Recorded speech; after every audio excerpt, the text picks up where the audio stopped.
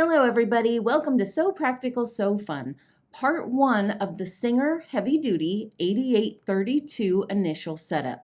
I know a lot of you are anxious to get started on this machine, so we're going to jump right in. Let's start with getting the machine plugged in. This is your main plug and it can only go one direction. Make sure it's plugged all the way into the machine, and then push this switch to turn the machine on. To get the machine ready to thread it, raise the presser foot using the back lever, and then turn the hand wheel on the right until the needle's all the way in the highest position and this metal bar is sticking up above the machine. And then use the little black tab here, pushing it over to the right to release the bobbin cover. There's an empty bobbin already loaded in the machine. Remove that and then replace the cover. Let's load the thread.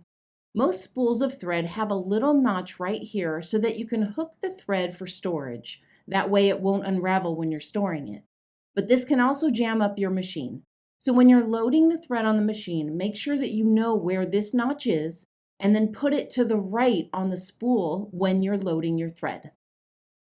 There's a couple different stoppers that come with this machine.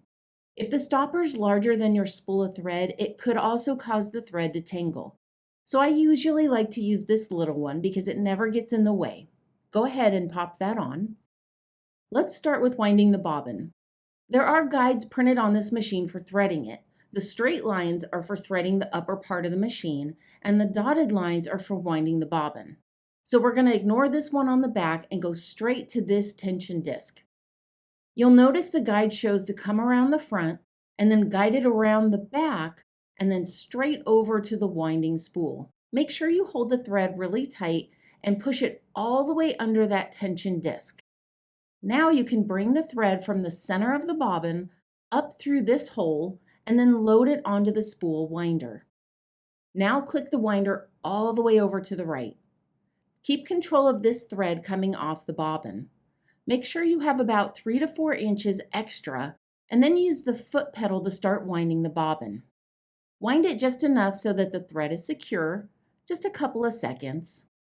And then stop and pull this thread tight and cut it as close to the top of the bobbin as you can. Now you can finish winding the bobbin. Once the bobbin is finished winding, push it all the way to the left to disengage the bobbin winding feature. Then remove the bobbin and cut the thread. Now we're going to thread the upper part of the machine. Remove the thread from this tension disc. This is only to wind the bobbin. Hold the thread with both hands and floss it under this little metal guide here. Make sure it goes all the way under. Then bring it behind this metal guide here and straight down this groove. We're going to bring it all the way down this right groove. Then around the curve here. And then we're going to bring it all the way back up the right side of this groove. You'll see on the top here, number 5, it shows that we're going to make a U-turn. So we're going to come from the right side of this metal take-up lever all the way over to the left side of it. Use both hands for this part and make sure that the thread goes all the way through. You can see I can floss it through, and then once it gets past this little metal guide, it can't go back out. Now continue back down the left side of this same groove. You'll see this number 6 with the arrow pointing down. This is the guide right at the end of this groove. You're going to want to make sure that the thread goes all the way behind, all the way under right here. So guide it from right to left. There's one more spot we need to guide the thread through, which is attached to the needle bar.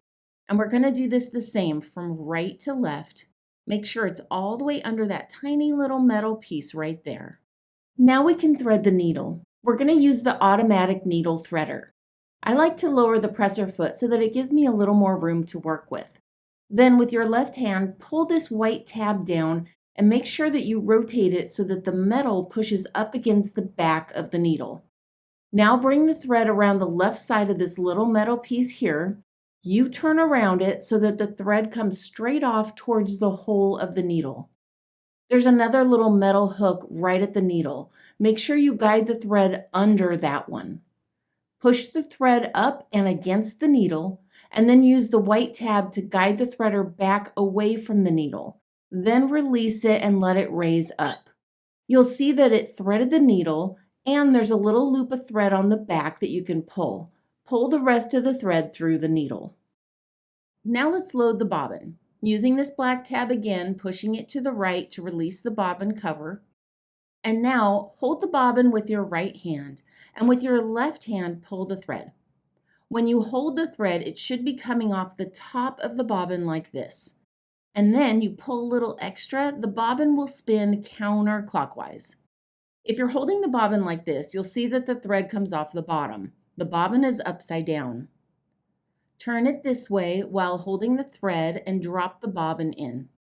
Now we're going to bring that thread towards us and off to the right just a little bit. We need to guide the thread under this little metal edge here. It's kind of hard to see at first. Make sure it goes under that edge and then guide the thread all the way around towards the back of the machine. You shouldn't be able to see the extra thread here. It should disappear into these metal guides. Give the thread a little pull and make sure that the bobbin spins counterclockwise.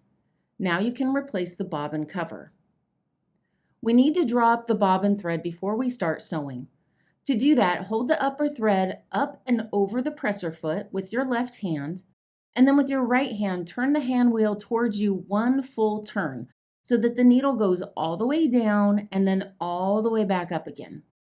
Now give that upper thread a little tug and you'll see the bobbin thread pop up. Bring both threads together and guide them under the presser foot and off to the left about 3 to 4 inches.